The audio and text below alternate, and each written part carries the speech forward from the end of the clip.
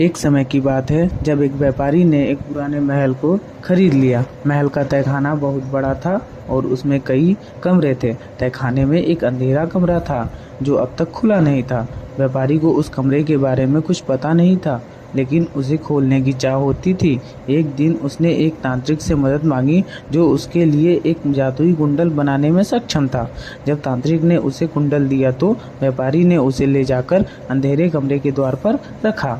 जब तांत्रिक ने कुंडल में जादू करना शुरू किया तो अचानक उस दुनिया से जुड़ा एक द्वार उस अंधेरे कमरे में खुलने लगा। व्यापारी को देखकर तांत्रिक बोला, ये इस दुनिया का द्वार नहीं है, ये दूसरी दुनिया का द्वार है। व्यापारी ने अपने एक नौकर को आदेश दिया उस कमरे में जाने का। जाने के बाद वो नौकर वहां से वापस नहीं आया और अगली सुबह व्यापारी ने देखा कि वही नौकर उसके सामने खड़ा है। व्यापारी ने देखा कि उस नौकर की उम्र काफ़ी बढ़ गई है और वह अब बहुत बड़ा हो गया है। उसने उस नौकर से पूछा कि तुम कहाँ थे और इतनी लंबी उम्र कैसे हो गई।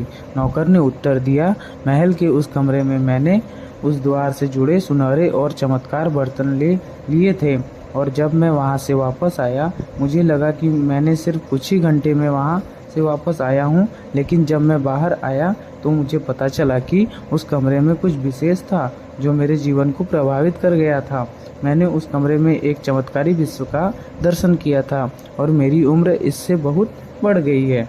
व्यापारी ने नौकर के बयान को सुनते हुए उसके बाहर खड़े होकर सोचा कि उसे भी उस कमरे में जाकर उस चमत्कार का दर्शन करना चाहिए, लेकिन उसने सोचा कि वह अपनी व्यस्त जिंदगी में इसके लिए वक्त नहीं है और उस कमरे का द्वार कभी फिर नहीं खोला।